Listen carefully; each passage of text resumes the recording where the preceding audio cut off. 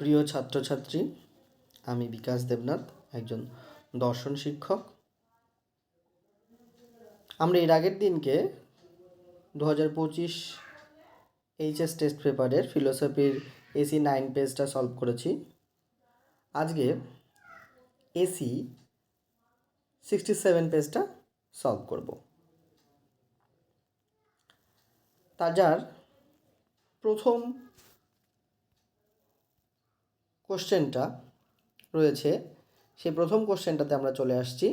AC 67 পেজের প্রথম কোশ্চেনটা, এবং কিছু কোশ্চেন আমরা আগের পেজের কাছ থেকে রিপিট পাবো। যেমন প্রথম যে কোশ্চেনটা আছে, অনুমান যখন ভাষায় প্রকাশিত হয় তখন তাকে বলে যুক্তি। একের প্রশ্নের উত্তর অপশন ডি। 2 নম্বর, আরোহ যুক্তির সিদ্ধান্তটি সবসময় সম্ভাব্য হয়, অর্থাৎ 2 নম্বর প্রশ্নের উত্তরের অপশন ডি। 3 নম্বর, যদি কোনো অবরোহ যুক্তির সিদ্ধান্ত সত্য হয় তবে যুক্তিটি হবে অবশ্যই বৈধ। যদি কোনো অবরোহ যুক্তির সিদ্ধান্ত সত্য হয় তবে যুক্তিটি হবে অবশ্যই বৈধ। কারণ আমরা জানি আশ্রয় বাক্য সত্য এবং সিদ্ধান্ত মিথ্যা হলে যুক্তিটি মিথ্যা হয়, আর বাকি সব ক্ষেত্রেই মিথ্যা বা অবৈধ হয়, এবং বাকি সব ক্ষেত্রেই বৈধ হয়। অর্থাৎ যদি কোনো অবরোহ যুক্তির সিদ্ধান্ত সত্য হয় তবে যুক্তিটি অবশ্যই কী হবে? বৈধ হবে। 4 নম্বর হচ্ছে, কোন বচনে উদ্দেশ্য ও বিধেয় উভয় পদই ব্যাপ্য হয়? ব্যাপ্যতার নিয়ম অনুযায়ী আমরা জানি ই বচন, ই বচনের উভয় পদই ব্যাপ্য হয়, অর্থাৎ 4 নম্বর কোশ্চেনের বি উত্তরটা। 5 নম্বর, গুণ অনুযায়ী বচন 2 প্রকার। অপশান এ, 5-এর হচ্ছে বচন, গুণ অনুযায়ী বচন 2 প্রকার। আমি বলে দিই এখানে একটু। 2 প্রকার হচ্ছে সদর্থক বচন আর নঙর্থক বচন। 6টা, যদি এ বচন সত্য হয় তাহলে ও বচনের সত্য মূল্য হবে মিথ্যা। এ বচন যদি সত্য হয় তাহলে ও বচনের সত্য মূল্য হবে মিথ্যা। বিরোধানুমানের ক্ষেত্রে যে সত্য মূল্যটা আমরা নির্ণয় করি, সেখান থেকে এ বচন সত্য হলে বিরোধানুমান সত্য মূল্য নির্ণায়ক ছকের সাহায্যে বলতে পারি এ বচন সত্য হলে ও বচন হবে মিথ্যা, অর্থাৎ বি উত্তরটা, বি অপশান। 7 নম্বর হচ্ছে, অধীন বিপরীত বিরোধিতার সম্বন্ধ হয় যে দুটি বচনের মধ্যে। অর্থাৎ সাধারণ চতুষ্কোণের ক্ষেত্রে অধীন বিপরীত বিরোধিতার সম্বন্ধ যে দুটি বচনের মধ্যে আমরা পেয়ে থাকি সেটা হচ্ছে আই এবং ও বচনের মধ্যে, আই এবং ও বচনের মধ্যে, অর্থাৎ বি অপশানটা। 8-এরটা, ন্যায় অনুমানের সংস্থানের সংখ্যা হলো 4টে। ন্যায় অনুমানের সংস্থানের সংখ্যা হচ্ছে 4টে, বি অপশানটা। 9 নম্বরের কোশ্চেনটা, নিরপেক্ষ ন্যায়ের সিদ্ধান্তে যে পদ থাকে না, নিরপেক্ষ ন্যায়ের যে সিদ্ধান্ত আছে সেখানে যে পদ থাকে না সেটা হচ্ছে হেতু পদ, অর্থাৎ অপশান বি। নিরপেক্ষ ন্যায়ের সিদ্ধান্তে হেতু পদ থাকে না। 10-এরটা, পি অথবা কিউ নেগেশন পি অতএব কিউ, পি অথবা কিউ নেগেশন পি অতএব কিউ, এই যে যুক্তিটি, এই যুক্তিটিকে বলা হচ্ছে ডিএস। এটা বৈকল্পিক যুক্তি, ডিসজাংশন সিলোজিজম, অর্থাৎ অপশান সি। 11টা, বৈকল্পিক নিরপেক্ষ ন্যায়ের কোন বাক্যটি বৈকল্পিক বচন হয়? বৈকল্পিক নিরপেক্ষ ন্যায়ের প্রধান আশ্রয় বাক্যটি বৈকল্পিক বচন হয়, অর্থাৎ অপশান এ। অপ্রধান আশ্রয় বাক্য, নেক্সট যেটা রয়েছে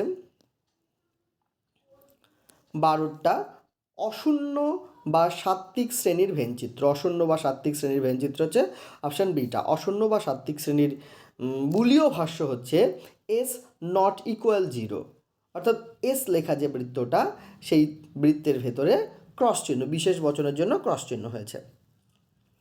13টা হচ্ছে, কোনো অ এস নয় অপি বচনটির বুলীয় ভাষ্য।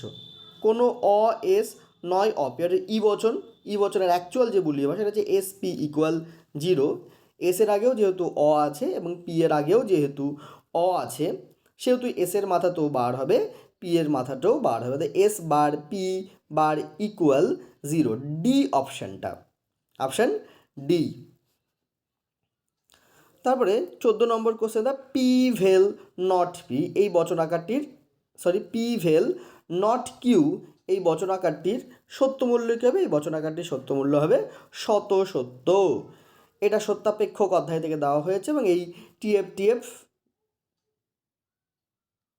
ছকের যে নির্ণায়ক নিয়মাবলী রয়েছে সেই নিয়ম থেকে নির্ণয় করে দেখে বলতে হবে যে এই বচনটি শত সত্য হয়েছে।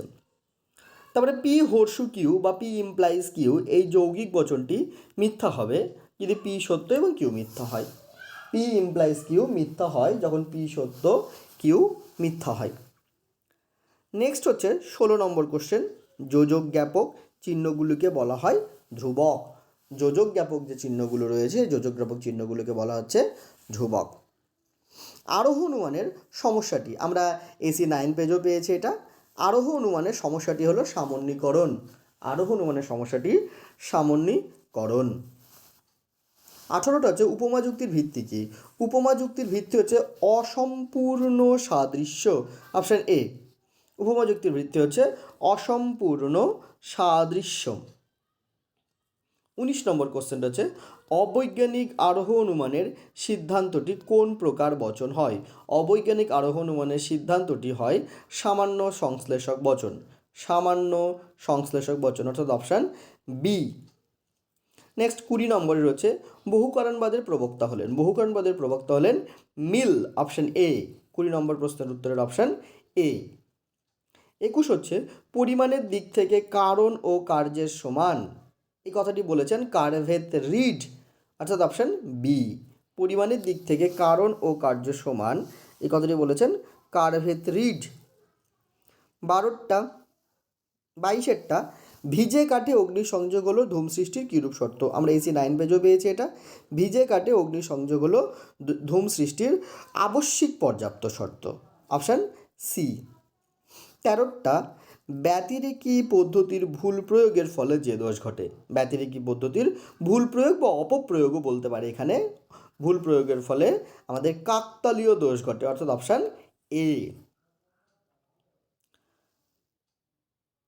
24 নম্বর কোশ্চেন, মিল যে পদ্ধতিকে প্রমাণের শ্রেষ্ঠ পদ্ধতি বলেছেন। মিলের যে পদ্ধতিগুলির কথা বলা রয়েছে সেই পদ্ধতির সবথেকে শ্রেষ্ঠ প্রমাণের পদ্ধতি হচ্ছে ব্যতিরেকি পদ্ধতি। তোমাদের কেমন লাগছে অবশ্যই কমেন্টে জানিও এবং চ্যানেলটি সাবস্ক্রাইব করবে, শেয়ার করবে এবং লাইক করবে।